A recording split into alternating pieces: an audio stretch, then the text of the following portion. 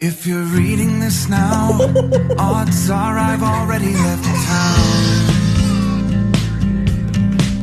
A few cities in between the skyline where I'm looking down. A few empties on the floor and a note on the door of your house.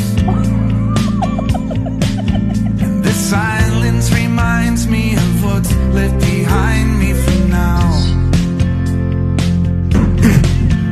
There's a broken down car parked outside the barn